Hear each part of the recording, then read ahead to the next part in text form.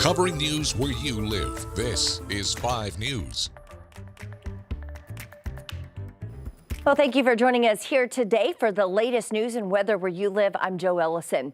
The trial of Richard Barnett continues its second week in Washington, D.C. today, which is day 6. Now, you remember him, the grabby man most notably photographed in the offices of then House Speaker Nancy Pelosi. Now, this is on January 6th during those Capitol riots. Barnett faces 8 criminal counts for his alleged involvement in that day. Now, he's just one of more than 900 people being federally charged with a crime in the riots. Of course, we will update you on air and online when this trial goes to jury.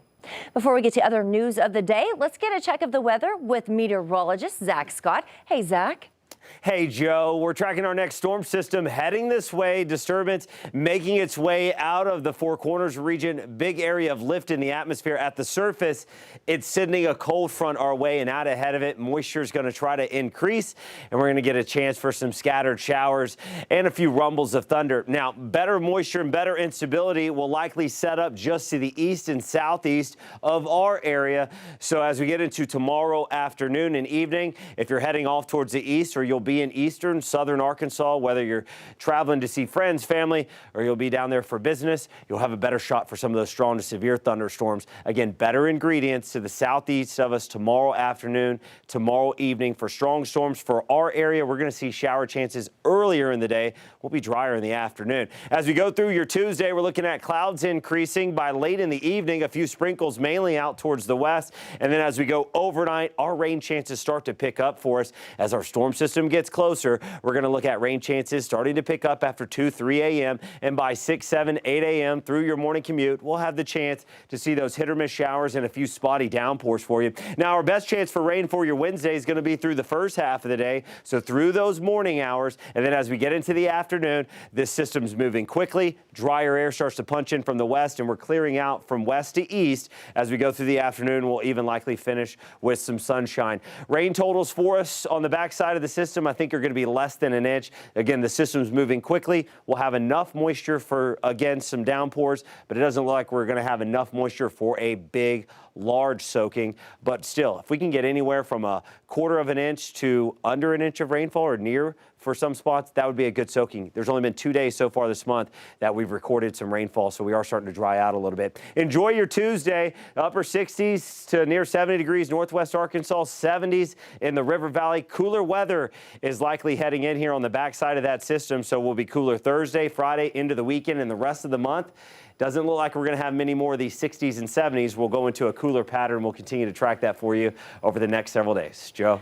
All right, thanks so much, Zach. Our video shows a fire that broke out at a Fort Smith apartment complex. Take a look. Yesterday, the Fort Smith Fire Department posted this video to their Facebook page. Now, this is at the Allied Gardens estate. You can see a lot of smoke coming from that building. As of right now, there is no word on what caused the fire, though thankfully no injuries have been reported.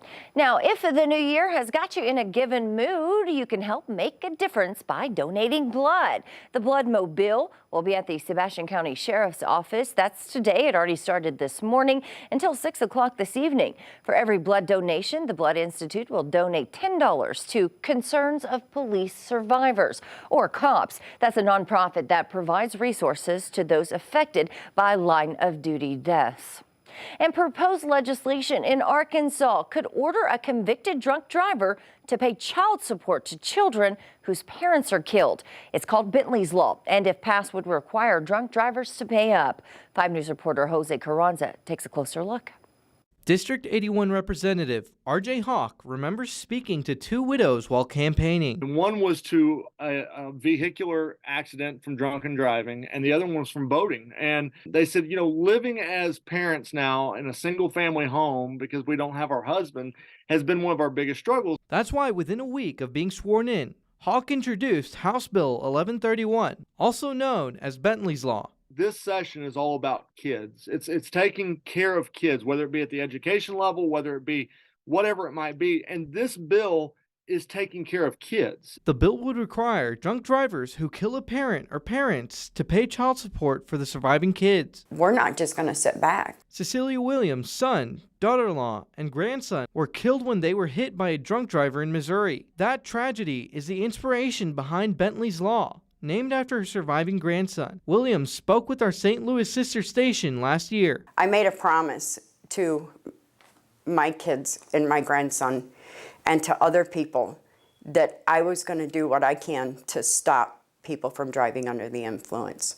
Tennessee is the first state to sign the bill into law, and work continues to introduce it across the nation. It only makes sense. It's a hardship on the child by losing a parent for no reason, no reason of their own. It wasn't God's will. It wasn't anything. It was somebody that made a reckless decision to either drive or boat, and they killed somebody. But the bill introduced in Arkansas isn't limited to drunk driving. It covers under the influence. It's more than just drunken driving. What's the difference in drinking and driving and killing somebody and drinking and boating and killing somebody? Covering news where we live, Jose Carranza, 5 News.